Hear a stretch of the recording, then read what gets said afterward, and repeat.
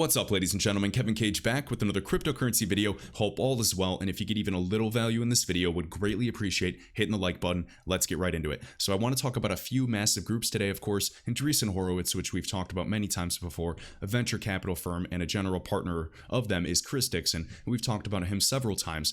One of their first investments was, in fact, Ripple back in 2012, 2013, followed by Coinbase, and then, of course, Ethereum came to be, and then it led to many other projects as well. And Ethereum was exciting because essentially it was Bitcoin 2.0, and then it allowed, of course, higher throughput and scalability, but also smart contracts, and then you could actually build tokens on top of the Ethereum blockchain. Very exciting. It was, a second type of gold rush, I suppose, that brought a lot of attention to the space. So I'm grateful for Bitcoin, I'm grateful for Ethereum, and I'm grateful for XRP, because everything that, Ripple specifically is doing is building the infrastructure to bridge the old with the new. And unfortunately, a lot of these groups are just trying to build new technology, cross their fingers, and hope everybody gets there. And that is just not the way to do things. Just like David Schwartz has dropped many analogies and metaphors, you can't build Twitter without a successful internet that can work efficiently, without these successful protocols to allow everything to interoperate. And the internet is essentially a network of networks. And this is the same thing that we're seeing today in the payment space with all of these networks and, of course, a variety of different ledgers. Right here, Wall Street giant quietly accumulating 6 small cap crypto assets in a $75 million portfolio. Now, a $75 million portfolio would be insane, but just imagine diversifying between 6 small cap crypto assets. I'm not talking about Ethereum, XRP, Chainlink, DOT. I'm talking about the little guys that are, ranked 60 or even 100, and they only have maybe 100 million market cap. And if you guys remember the JP Morgan study back in the day, when cryptocurrency across the board was valued at, $300 billion? That was a market capitalization. Market cap is nothing more than last traded price times circulating supply. Understand, that is not liquid in the market. Out of that 300 billion that they valued the market at, there's probably only about 50 billion in that market that you can actually get liquid. So liquidity is a key term here. So please understand that when taking profit in the future. Now, of course, liquidity will be growing in the future, and I don't really think it's going to be a concern of mine either as this market grows and matures, but I just wanted to share that. All right. So right here, this group, not Andreessen Horowitz per se, of course we know they're involved in these crypto assets as well, or at least some of them, but we have Jump Trading, a trading firm specializing in algorithmic and high-frequency trades with 700 employees worldwide, is accumulating 6 Ethereum-based cryptocurrencies while flying under the radar. Right here, holds at least 75 million in crypto assets, is the 8th largest holder of Compound Token, which was recently added on Coinbase as well. We can see, OXT Orchid, the VPN crypto. Very, very interesting. All right. We can see a lot of amounts. Some of it is undisclosed, but you can assume and then look at the ledger and, take some wild guesses. All right. So I'd safely assume that this is quite a large whale. All right. Next up, and also just understand that these groups are, buying and, all these keywords flying under the radar. This is the perfect time to do so. Whether you believe a breakout is coming or a shakeout, we have the president of the United States announced last week. Everybody's distracted or excited or, upset. We have the United Kingdom announcing that they're going to be printing more and more money. It's also still my bet that we will be seeing negative interest rates at some point in the future. We have the Dow Jones with some crazy volatility. Some can blame the elections. We also know that parts of Europe and countries in Europe are enforcing and extending lockdowns. I'd, expect that we could see the same thing in the United States. So I'm just not quite convinced that we're all in the clear just yet. If you disagree, that's completely fine. All right. So across the board, and I wanted to share this because I did see Andersel, X_Anderson, bringing this up again on Twitter, just talking about, the bigger the market cap, the bigger the value of the whole cryptocurrency market, the more pressing crypto regulations is going to be to implement. They're not going to have this, market worth $3 trillion and, not be regulated. So it's going to bring institutional attention, which is absolutely necessary. And literally back in 2017 or 2015, it was exciting. But everywhere I look, left and right, we see things like this, $75 million crypto portfolio. We have Grayscale's Ethereum Trust hitting $1 billion assets under management. Now understand, this is not Grayscale buying Ethereum, as a speculative asset. Their customers are buying it, technically. Okay, so just keep that in mind. All right, so let's keep going here.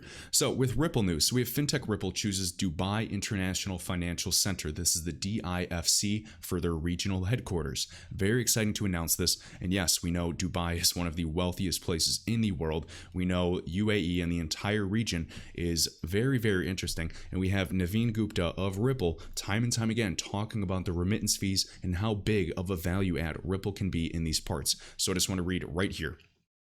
Ripple is one of the most exciting client additions to the DIFC this year. They are well regarded globally for innovation in the finance industry and is therefore is a perfect partner and client for DIFC. Given our vision to drive the future of finance, together we will advance the use of blockchain in Dubai, UAE, and the region and accelerate the Emirates Blockchain Strategy 2021, the CEO of the DIFC Authority. Just makes me think of, SAMA, the Saudi Arabian Monetary Authority as well. We know there's friendly jurisdictions like Singapore as well and Japan, but very exciting to see this. So by joining Ripple's global financial network, customers can process their payments instantly, reliably, cost effectively, with end-to-end visibility anywhere in the world. Hundreds of financial institutions already use RippleNet in more than 45 countries, making it one of the leading providers of blockchain for payments. And here's a quote by Naveen Gupta of Ripple. Ripple already has a significant client base in the MENA, the Middle East and Northern Africa region, and the opportunity to co-locate with our customers made DIFC a natural choice. Our regional office will serve as a springboard to introduce our blockchain-based solutions and deepen our ties with even more financial institutions in the region. Very exciting, guys. And here's what I was alluding to earlier. So there's been other big transactions, but this, in fact, is shared by Crypto Whale. An anonymous figure recently moved over $15 million in Bitcoin.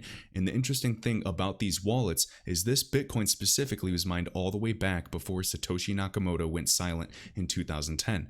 So, a lot of big players that have been silent for years seem to be on the move. So we have to pay attention to these wallet addresses as well. All right. Next, so right here, guys, shared by Jack the Rippler. I know many of you have seen this, but I want to show this 50-second clip of the CEO of Ripple discussing this, all right? So one of the largest central banks in the world likes Xcurrent, but they are waiting for the green light to use XRP, specifically asking Brad, and this is, several years ago at this point, asking about XRP, when can we utilize it? And then I want to give you a little speculation after this clip. Another thing I mentioned to David backstage, I was in talking to one of the largest global money center banks on the planet, and I was talking to them about our primary product, fiat to fiat, called Xcurrent. And this guy kind of interrupts me. He's like, yeah, that's nice, but I have a problem settling into Peru. Can I use XRP to help me settle into Peru? And honestly, I was like, holy shit. Here's one of the biggest banks in the world who has more liquidity than almost anybody out there. And I'm not even trying to talk to him about crypto and digital assets. I'm trying to talk to him about the core of fiat to fiat. And he's already looking ahead and realizing that, look, this is something that can help me solve a problem in Peru. And I don't want to necessarily hold currency in Peru from an inflation point of view, or a regulatory risk point of view, a compliance risk. So they're looking for other solutions. And again, if you solve a real problem for real customers, it's going to work out. Incredible.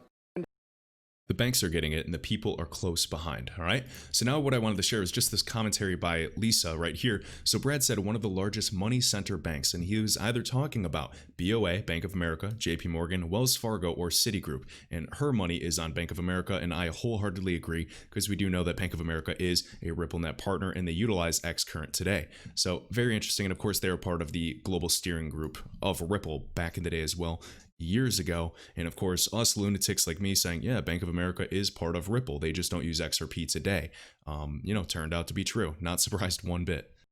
And right here, I wanted to share a few of these slides before going over my last point. So 10 things you need to know about XRP. You can visit this at status.hr. We have Status here on Twitter sharing these infographics. Where to buy XRP. 40 plus fiat currencies available on 200 plus crypto exchanges worldwide. Very exciting. And then just kind of skim through a few things. I know many of you already know this. So right here, the only digital asset specifically designed for financial institutions and payment providers, obviously to be used as on-demand liquidity for these banks to source and replace altogether and eliminate pre-funding. Right? We can see transfer value built for enterprises, making it one of the few digital assets with a real clear use case behind it that is actually live in payment flows today. All right, XRP is the most scalable digital asset, and let alone, guys, just remember that this is one of the few digital assets actually being used by institutions. It is already doing 10% of all payment flows between the Mexican peso and the United States dollar corridor. That is something. And yes, the volumes are planning to grow. If you listen to Bitso in these groups, they have no plan or intention to stop. That should mean something to you, as you know that growing volume and growing liquidity, of course, will add pressure to supply. And then you understand what that does to demand. It's just why I'm bullish long term in this asset class. All right, 7-year track record, of course. We have 55 plus million ledgers today closed without issue, 1500 TPS, etc. We can talk about on-chain, off-chain. You guys get that. X is a bridge currency between fiat currencies, of course, and even if they are, central bank digital currencies, it's still fiat. It's just a digital representation, merely an IOU. If banks go digital and they just tokenize their asset, it is not a threat to XRP. It does not matter. The same issue of pre-funded accounts and money trapped is still there. Enter XRP. All right. So 200 digital asset exchanges, faster, cheaper, etc. Right here enables faster, cheaper, and more reliable cross-border payments. 3 to 5 seconds over the XRP ledger within itself, maybe a few minutes on each side of the actual transaction for exchanges. Overall, much faster than 2 to 3 or even 5 days for a payment to process. It should be a no-brainer, all right? We've already talked a little bit about, the FX coin and, using XRP and testing it for swaps. I just, I don't think people get it. I'm a very big bull in this asset class in the long term, and I just see no reason why anyone would think that this asset class is going to zero. All right, right here, just wanted to kind of speed through this overall network. We've seen all that. Things to know: why would banks use XRP to save money? Banks that use Ripple with XRP as a bridge currency can save up to 42% on cost today and up to 60% as XRP gains usage and volatility decreases. Now, what this means as well is when there's more liquidity, the volatility decreases as well. So literally this cost saving has this flywheel effect. And if you guys remember from Ripple's annual swell event, they showed us where we are at in that flywheel before it can start becoming self-sustainable. All right. Very, very exciting. It's not a question of when. It's a question of when, not if. And this is simply happening. It's not coincidental. And those that, are patient and not emotionally invested, I think are going to walk away very, very happy. All right. If you guys want to read this, take some screenshots, go ahead, visit status.hr, great website. Just wanted to share a few points of view because I always enjoy his infographics.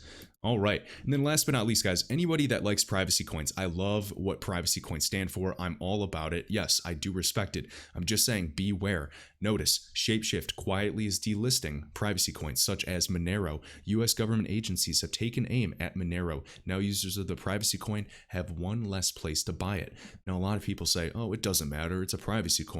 The governments and regulators can't stop us. Well, if they stop every little on-ramp little by little and chip away at the liquidity that asset has, they pretty much can leave it dead in its tracks, because if it's not interoperable with the current system, it has no lifeblood.